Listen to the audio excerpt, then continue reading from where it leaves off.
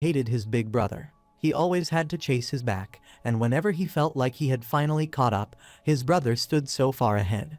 His brother stands near a tree and mentions that they are almost there.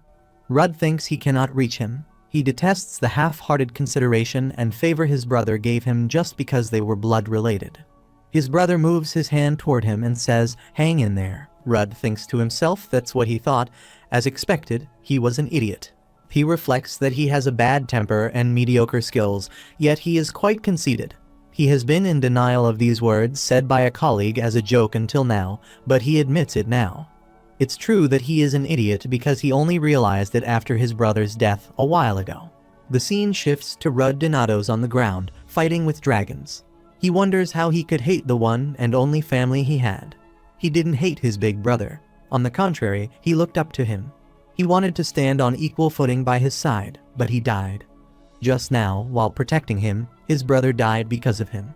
He holds his brother's hands and says he will keep going ahead until the end. He realizes that only he survived, only someone like him survived.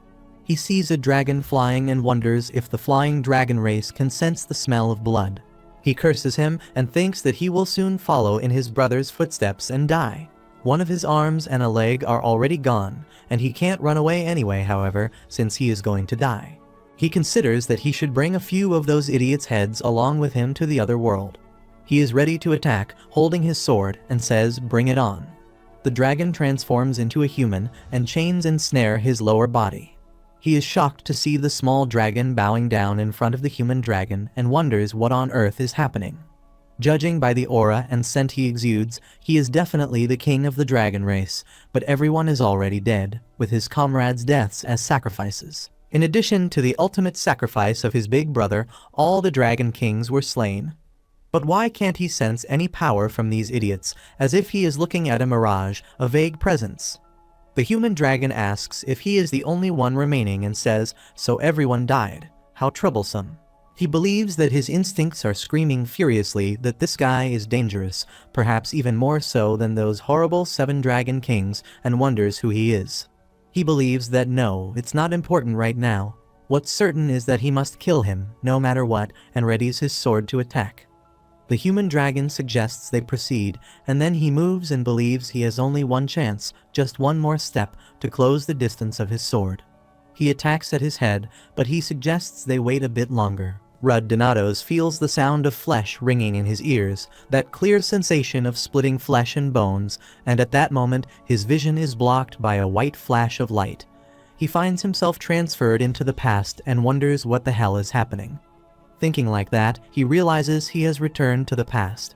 The story begins with a brown-haired boy holding a paper and telling the students that they all must remember this. They are the dragon slayers, people who kill dragons. He explains that, as the name implies, they must kill the dragons. They have to stop those monsters who trample on innocent lives. He emphasizes that this is his calling and duty, and it doesn't matter if it's out of duty or for entertainment. They must remember the importance of the dragon slayer's existence. Jeremy Duval welcomes all the freshmen who have joined them and become the sons and daughters of the Dragon Annihilation Academy, Iridium. As they all know, this academy has a long history of 700 years. He states that they provide the best education to annihilate dragons, acknowledging the countless sacrifices of their seniors and their deaths. Rudd Donatos wonders what the hell is going on and thinks this scene is freaking him out. It's the same as the day of the Iridium entrance ceremony. He contemplates the battle, the dragon, wondering if this is a dream, but the feeling persists as he recalls his fight with dragons when his brother is about to be killed by one, and he intervenes, saying not to kill him. His brother remarks that he is really good and hopes he doesn't waste the one in front of him. He considers it impossible. He must have definitely killed them, and it will be troublesome if all of them die. He remembers the human dragon asking him if they should wait a little bit longer. He thinks to himself, don't tell him. If he regressed, no, there's no magic spell to turn back time. Even if there were one, there's no way a dragon could use a magic spell. That can only be an act of God. If so, whom did he kill just now, if that was really a dragon? He asserts, don't mess with him, and ponders whether that thing is a dragon king or a mutant. It's just a lizard, an idiot that he must kill. If he does well, this may be an opportunity. Whatever his plan is, he will kill all the dragons this time and not let anyone die. Henneth Harpolia inquires if he is feeling unwell. He addresses her by the name Henneth Harpolia. She questions if he knows her. He considers if this is their first meeting and responds that she is a top entrant, so he obviously knows her. She acknowledges this fact. He queries why she is asking if he is sick. She explained that he had been talking to himself and cursing since earlier, so she was wondering if he had a mental illness or something. He asks what she is saying.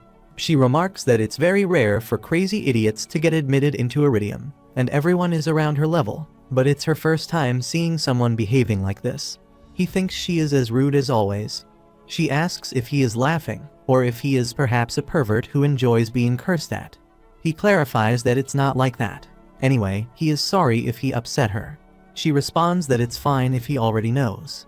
He thinks he is letting this slide because she is a brat, but she needs to work on her temper.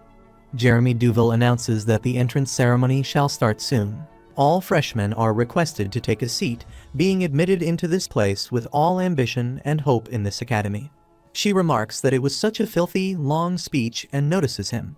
He considers whether he should just speak openly, knowing she will annoy him if he ignores her too, and says he knows right. She acknowledges this, but still mentions she could stand it, as patience is the basic skill of a magician. He comments that it's amazing. She explains that it's the basics for the renowned magician family of Harpolia and asks for his name. He responds that his name is Rud Donatos and he comes from a place called Dissol, located on the outskirts of the country, so she must be aware of it. She replies that it's her first time hearing about his family and that locality, but he was admitted into Iridium even when hailing from those circumstances, and he may not know much. She puts her hand on her mouth and thinks about his way of speaking again. She recalls her mother saying to keep this in mind. He has to remain aloof from idiots who can't even reach the end of the toes of Harpolia, and she agrees. She reflects that if not for these words that her mother instilled in her, she could have easily started a fight, and he does not seem very concerned. She gestures aside and explains that what she means is that if there's anything he does not know, she will teach him. For example, those people on the second floor are guild leaders of famous guilds. She mentions that they are looking for good talents to keep an eye on in advance, naming Midsummer Flame, Clouded Moon, and even the guild leader of Pursuer, who is present. He thinks he knows them well, what kind of achievements they will achieve in the future, and how they all will die. She mentions that he will be eligible to apply for a guild once he reaches the 3rd year, although it's already been decided for her. He acknowledges this. She confirms it'll be Midsummer Flame, the first ranked guild. He agrees, and she adds that it's not only for that reason. The leader of the Midsummer Flames Guild, Lyanna, is her perfect role model. He reflects on the White Flame Empress, Lyanna Chernica, a top-ranking fire magician who uses pure white flames. Following her death at the hands of the Dragon King, Henneth became the next Midsummer Flame Guild leader, and eventually, Henneth also sacrificed her life to avenge the senior she longed for. He comments that if it's her, she will definitely be able to get into Midsummer Flame. She thanks him, although he is stating the obvious. Jeremy Duval announces that next, the top entrant, Henneth Harpolia, shall come forth to read her oath. She acknowledges that it's her turn and moves forward. He thinks the situation is unfolding according to his memories, if his memory serves him right. He thinks about his brother and recalls Iridium's student council president, Aesir Donatos, the unparalleled genius, the indomitable warrior, and his one and only family, the one who died like a fool for his idiotic little brother. Jeremy Duval introduces himself, stating that he is the student body president. He reflects on the enormous destruction caused by dragons all across the world, with countless people dead and even entire countries wiped out. He mentions they may be proud of themselves because they all have been admitted to this place after beating countless competitors, and they can call it the best institution to train these dragon slayers, the Dragon Annihilation Academy. Rud Donatos wonders what is going on Earth. He recalls a boy saying that, as the name implies, they must kill the dragons. Jeremy Duval emphasizes that it does not matter if it's out of duty or for entertainment, but they must remember this. Rud Donatos wonders what the hell is going on here. He recalls a memory where his brother holds him by the hair and remarks that he is already so big in the blink of an eye, to which he responds to stop doing that. Jeremy Duval emphasizes the importance of the Dragon Slayer's existence. He thinks this is impossible. His big brother was definitely the student council president, and Jeremy Duval was his closest friend. Jeremy Duvall places his hand on Henneth Harpulia's shoulder and says he is going to his assigned class now, asking where she is going. Rudd Donatos tells him to wait a moment and asks why he is the student council president if the original president, his brother, Isir Donatos, he means, did not run for president. He grabs his arm and asks if he belongs to the student council. Jeremy Duvall laughs and says to wait a moment, questioning what he is talking about, and mentions it is his first time hearing the name of Isir Donatos. Rudd Donatos is shocked to hear this and thinks he does not know his brother at all. Then, where on earth is his brother? At that moment, an ominous assumption passes through his mind. Isir Donatos does not exist in this world. He contemplates the horrible assumption that his big brother does not exist as the best warrior in this world. After a while, the bell rings and announces that with this, the entrance ceremony is over. Now, all the newcomers go to their assigned classrooms. Rudd Donatos thinks no, it's a ridiculous assumption. His brother Isir does not exist in this world. But what if that's true? Either the existence of Isir Donatos has disappeared altogether, or he has also regressed and decided not to come here. He thinks it's definitely one of those. The second idea would be better.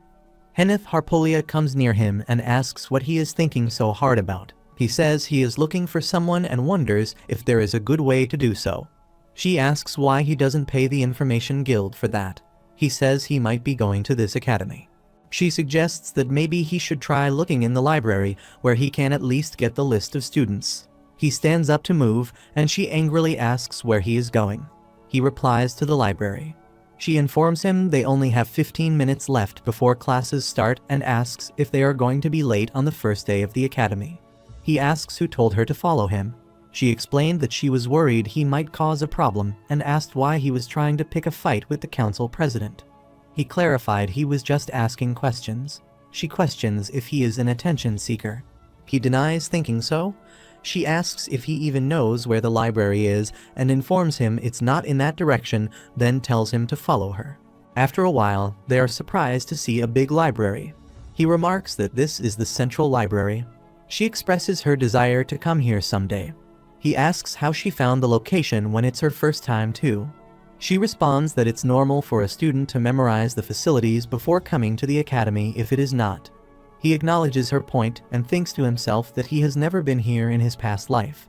He decides, okay, let's first check the record book. He points to a book and says, student list if this is it. She sees a book, exclaims holy cow, the Yurtani Herbs catalog, and asks if its publication stopped long ago. She adds that even the first edition of Understanding Magic is here and that it can't be bought with money. On the other hand, he finds the name and thinks Isir Donatos is none. If he does not exist in this world, it might be because of that idiot. He contemplates the void dragon Sartnan, the dragon king who controls dimensions and void. During the last subjugation before his regression, he disappeared with his brother's body. If that skill was transporting him to a different dimension, he might still be alive in that dimension. But of course, the void dragon might be there as well. He suggests going back. At that moment, she asks the librarian why she cannot borrow more than 17 books. The librarian explains she can only borrow up to 3 books at a time, especially as they are new students here, and asks if they do not have a class to attend. She replies they are on their way, then settles for just these 3 books and asks Rudd Donatos to wait for her. After a while, they sit at their desks, and she mentions they are almost late, asking if he has found the person he is looking for. He replies no, his name was not on the list. She suggests that he will need help from a guild, asking who he is looking for anyway. He responds it's his older brother. Daniel Gold enters the class and greets everyone. He introduces himself as Daniel Gold, who will be teaching them basic combat for the entire year. He adds it's just one subject, but if they are also planning to take weapon skills and martial arts classes, they will be seeing him more often.